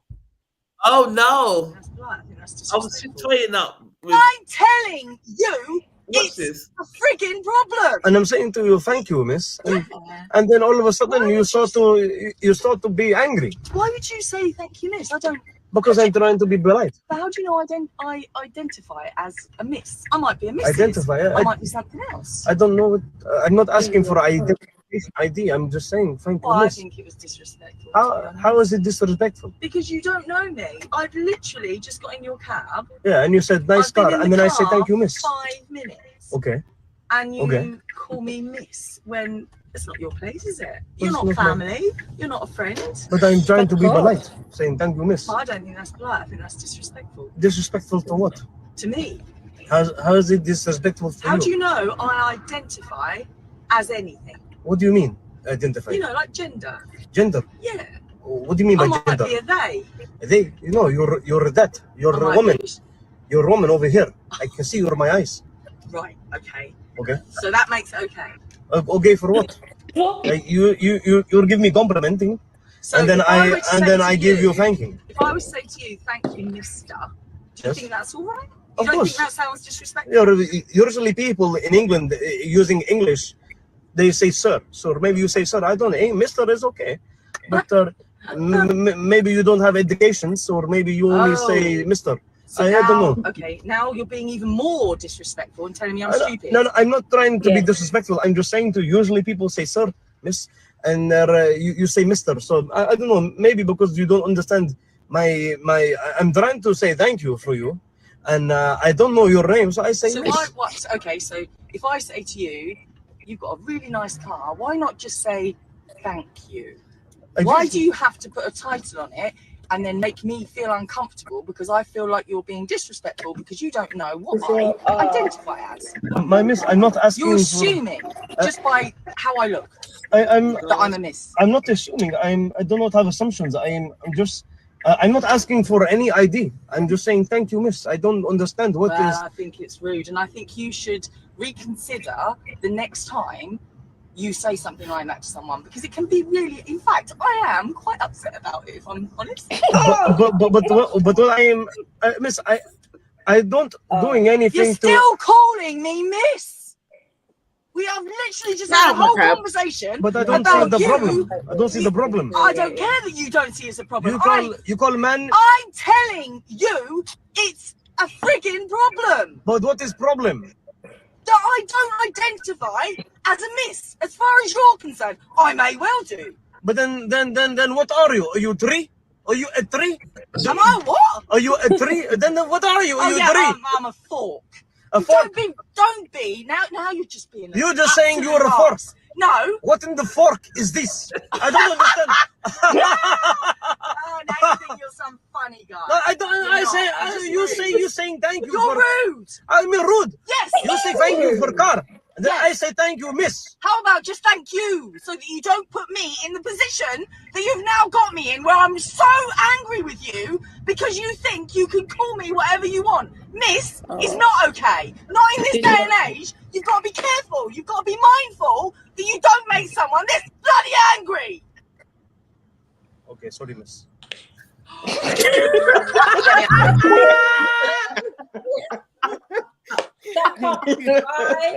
Let me tell you.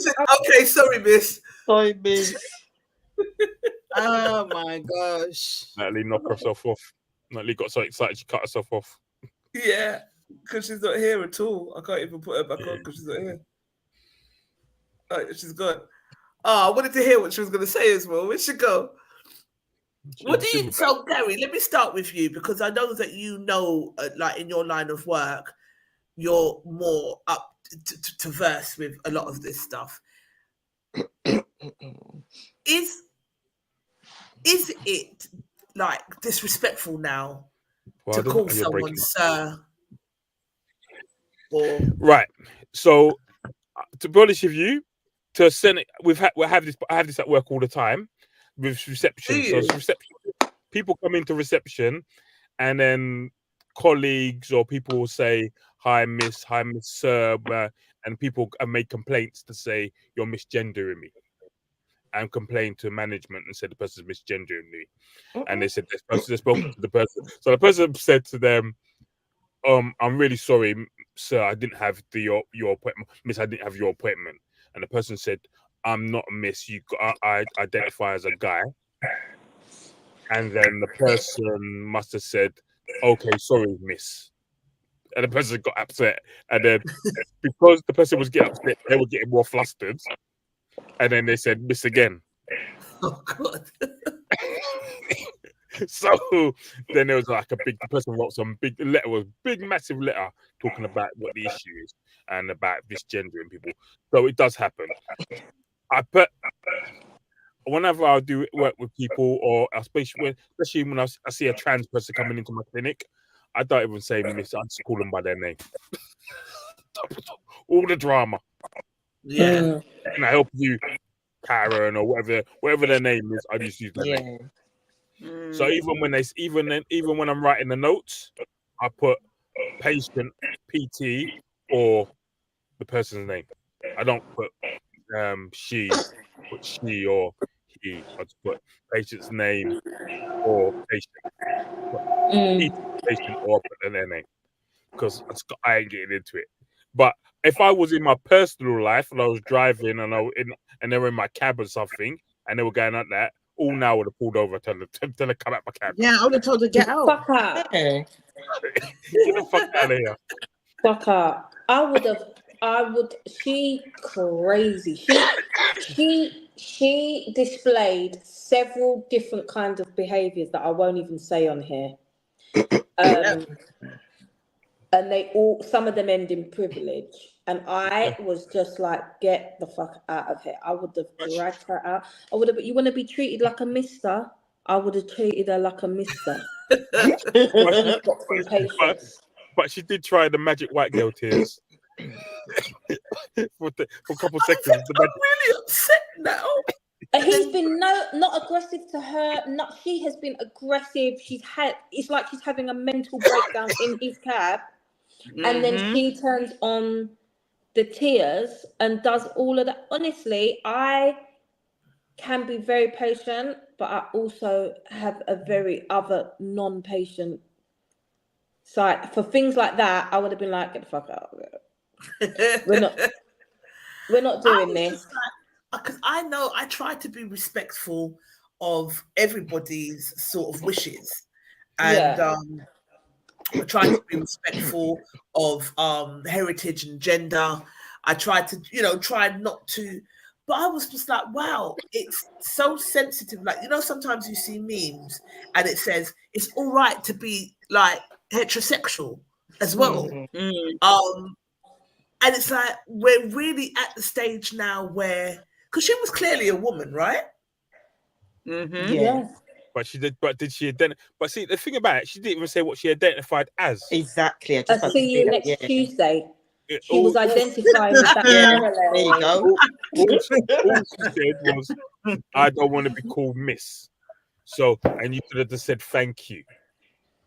But this is the thing where you got, I suppose, in the society nowadays, there's certain things that just people get offended about. But some people take offense about being offended. Yeah, and that's the whole thing. Yeah, people are really showing their mental health. I think it's just another display of really like that's a mental, to sit in that man's cab and abuse my man like that in his own vehicle for ages for saying something so polite to you, and then to turn around and cry, and then to carry on the argument. If you're that offended, get the fuck out. Get out. Yeah. Get out and walk on the A13, rude girl.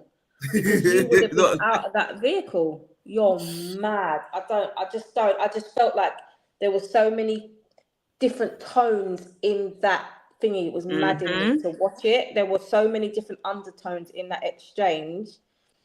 And she just felt like she could talk to man like a dog, even though you are paying to get in his very nice car because of you felt like an accent. You felt like you could chat to man any type of way and behave like that. I think he handled himself really well. He said, did handle himself. What are you, a tree? She said, no, I'm a fork. He said, what in the fork is this? I died. Excuse me. He said, what in the fork is this? And then he said, then he ended with, okay, sorry, miss. Sorry, miss. Yeah. Finished. But it's just like, you have to really be careful in this day and age.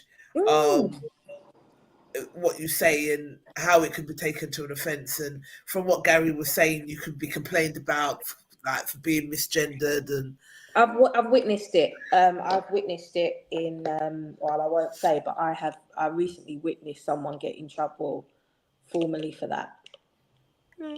Wow. I mean, I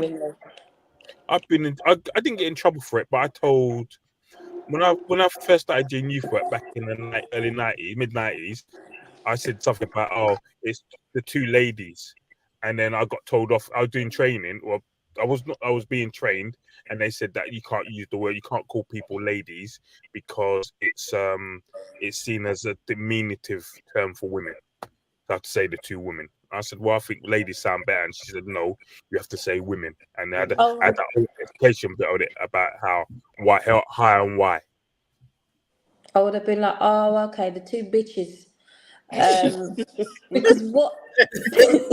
Like, Natalie, have some chill, man, please. It's ridiculous.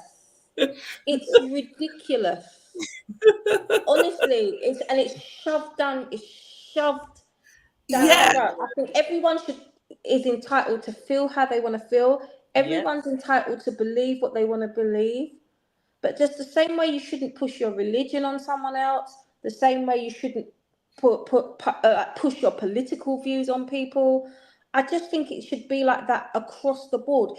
If you look like a female, you are presenting as a female, and you are walking as a female, and he called you miss in a conversation, why are we, in a polite way as well, why are we behaving like that? Yeah. We know the answer. Yes, it's privilege. But yeah, there's privilege, and it's just, I think all of this they, them, and it's just all kind of, I don't know, like decoys. Because it's a lot. Meanwhile, you can still racially abuse me, and that's fine. Do you know what I mean? You can still like assume and say all kinds of wild things out of your mouth to me as a black person, but I can't call you miss when you're sitting there with two breasts. It's Have you seen Trisha today? How is she? Them fine. It doesn't even make sense. Yeah, exactly. She's okay. Yeah, them fine. Yeah, they're fine. Oh, they're okay. She's one person, so now we're not even getting the thingies correct. Now we've got to switch the whole language to suit. Just no. Yeah, it's unless crazy. you specifically, and how are you supposed to know? And I think just normal people living their everyday lives, being polite, are being chastised for certain things that they don't even realize. If someone has specifically set something out and lined something out to you in advance and said, this is what I prefer, then fine. But if I'm walking past a Dawn or a Charlene and I'm like, yeah, girl, or thanks, girl, or whatever, and we have an exchange, I'm saying how I see it. Yeah. Okay, she's gone again. All right. Well, with that said, we're coming to the end. We've been on there for 2 hours. It has been fun, an absolute ride. I love it. I love the knowledge that you bring. And you just know so much. It's amazing. I think I want to see you write a book of some sort, Dawn. Oh gosh, one day. I've actually got a guide, but I haven't published it as yet. I actually do have a guide. What's the guide about in a nutshell? In a nutshell, I mean, when I've done it, it was more geared towards Black physiology, if I'm really honest. But I am slowly expanding it the more I learn about different racial groups and things that affect them specifically. So at the moment, it's just the Ebonoire's Guide to Caring for Your Black Body. That is what it's actually called. It's a draft copy. Only a few people have it, but so far the reception's been really good on it. So yeah, soon. On Amazon and self-publish, mate. Yeah, definitely. For your first, you know what I mean? For your first PDFs and all of that sell. Yeah, you know what? I never really considered that PDFs because I just thought, maybe something I need to put on a book, you can PDF it up, get a nice design for the front cover, PDF it up and sign and sell it on Amazon and all of those and Etsy and all of those kind of places. I'd really like to see you start to write books because you know so much, you're a wealth of knowledge. You're a joy to speak to. You are. I really want your business to grow. I was going to say that as well. Like just watching Dawn from the first ever Black Excellence event to the last one. And just like a lot of people do start businesses, but your dedication to your brand and like better in every aspect and just developing it was just so. We just all rooting for you, man. We still are. All rooting for you and your spirit as well. It's not just your business and your brand and how you develop, but your spirit and your energy as well carried. It carried a lot because you just came with a different vibe, innit? Like really nice. You came the first day, you came and helped us clean up till the end. And you just always supported everything we've done, and you do know what you're doing. And I believe, obviously, your business is a business, but it's also there to help people, which is very important. Yeah. So it's been a joy to watch. And I know you've only really seen us in a very formal setting, so we do apologise if we shocked you to death. No. You know what? I wasn't shocked at all because I did a bit of homework to just gauge where you guys are at with the other no bravado. So I knew exactly what I was looking into today. Okay, Yeah. No, you guys are fine. Don't worry. Okay. You're not a tame. It's not too bad. You're all right. No, we're just always gonna be us. Do you know what I mean? We're just real set as we see it. But a pleasure speaking to you. Wish you all the best. Yeah. Thanks, and so much for having me. Yeah, we've got to have you back. Again. Come back, get more confident, and keep coming back, and then you could do like a little health corner. Because I think it's important that we pop a lot of joke, but this is why we love Gary on the show, because Gary's a senior in sexual health, so we learn a lot from him, and he's also our news anchor. Because me and Natalie, Charlene, I don't know if Charlene, do you watch the news? Occasionally, yeah. Me and Natalie don't. No. Yeah, I don't. So, but you know what? Gary, I was going to say something stupid just a minute ago, and then I thought, no, that sounds really inappropriate. I was going to be like, yeah, Gary put me on pubic lice. And I'm like, no, he didn't put me on pubic lice. Gary made us know about pubic lice. Go on. Got the code for them. I had to think about how I was going to say that. I've never heard about it until Gary said it on his first time on our show. He didn't give us pubic lice. I'll just put that out there. That sounds crazy, but yeah. It's mad, sorry. Go on, Cal. You were talking earlier about medication and stuff, and not to say that working in health, I'm not saying all medication you should take it without any question and stuff, but you'll get medication, for example, like doxycycline, for example. But if you get a 2 weeks course of doxycycline, that one of the things is you've got to stay out of the sun for the 2 weeks, because otherwise you'll blister and thing and it's bad for you. But the reason we're giving you doxycycline is because you have an infection, and the infection we need to treat is more beneficial for you to take the doxy for 2 weeks than sit in the sun for 2 weeks and get a little stay out in the sun for 2 weeks, if that makes sense. So lots of times we give you medication. Yes, the medication may have side effects, but the side effects outweigh the risk to your health. That's why we're giving it to outweighs the side effects. So I'm not saying it's always the best thing to take medication you've been prescribed, but lots of times do seek advice about it before you just say, nah, I hear it does this. Because if you go to America, for example, any medication you see has some million or one. This could give you cancer. This could give you this. This could kill you. This could that. Bowel cancer can make you psychotic. I read one that said it can give man tits.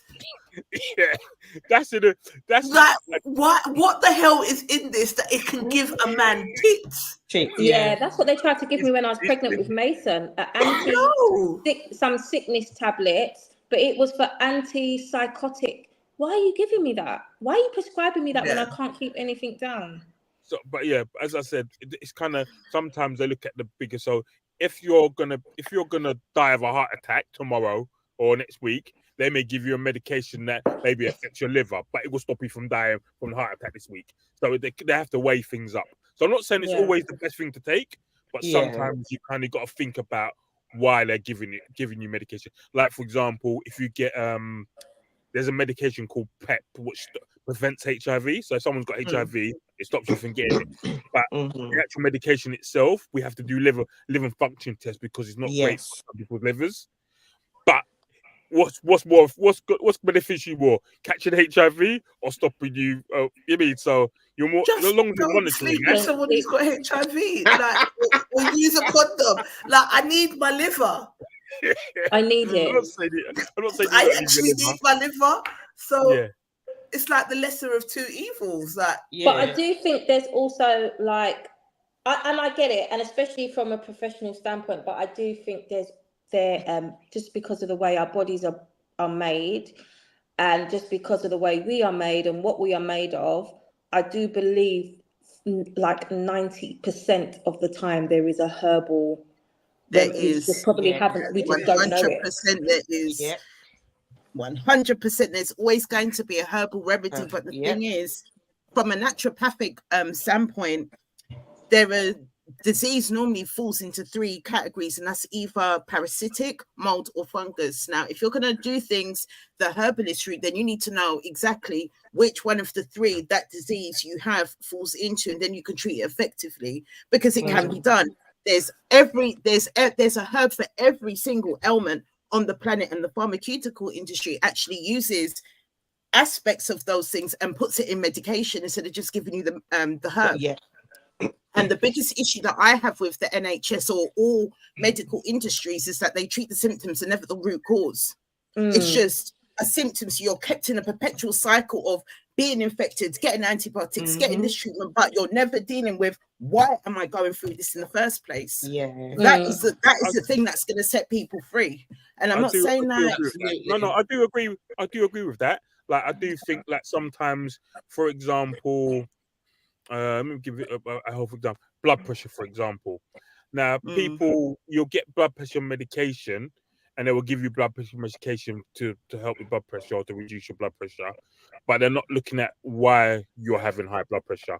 So, for example, if it is the case that you're eating too much salt, or you're doing too much this, or you're eating too much bread, or whatever, then that's the problem. So stop. But people, once you get in the habit of eating bad food or bad things, or things that are not good for your body, then it's kind of really hard to stop people from doing that. It is. You're in that mindset, so it's difficult. So sometimes people need the medication, blood pressure medication, because they're not going to stop eating salt. They're not going to stop putting coconut and milk in their rice. You know what I mean? You're not going to stop doing that.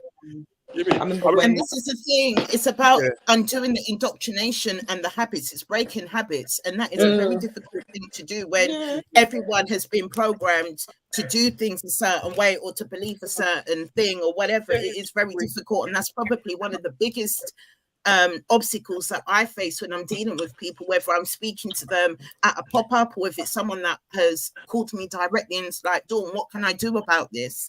For example, I have a pregnant lady that I'm currently looking after at the moment, and when she came to me, her hair was falling out, she couldn't hold down any food, the doctors are giving her this tablet, that tablet, and it's just not doing anything for her. So in speaking to her, we had to literally take it all the way back to basics, like strip her down of everything she thought she knew and build her back up on the right foundation. And although we couldn't get rid of the gestational diabetes, we stopped the sickness. Her hair was recovering. There are things that you can do, but again, pregnancy will always highlight the deficiency, the mineral deficiencies that a woman is going through. They don't care. It's going to drain you. So if you do not take what it needs to take, it will just take, and then you suffer. Your hair will fall out. You can't hold down foods. And one of the biggest it's so difficult because I want to say certain things, but I can't say certain things. I don't want my dog getting kicked off. But there are certain things that we're told to have during pregnancy, which it doesn't even exist. It's a man-made chemical, and it contributes to a lot of women experiencing postnatal depression because it interferes with the hormonal system on top of the pregnancy, dealing with the hormones. But if you was to actually take it in its natural form, that's what you need. Folates are the things that a woman needs. She doesn't need folic acid, it's folates.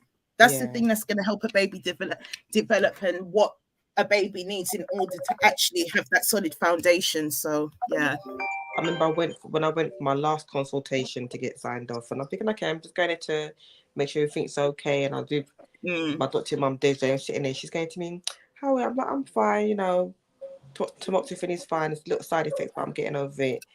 Then she's like, oh well, if you do have a period again, we have to put your knees on, have like an injection. And she's like, can get you the consent form to sign now. And I looked at Deja, she looked at me, was like, I ain't coming for that. I'm like, first of all, let me tell you something. I am tired of side effects. I'm side effect out. I said, I've been through so much. I've had so much things going through my system. I said, do you know how mentally tiring it is to know that if I'm the things that I'm taking, it can have very different side effects, and being scared as to what side effect I'm going to get. I said, no. I said, let me tell you what I'm going to do. I'm going to allow my body to tell you what it's going to do, and we're going to take it from there.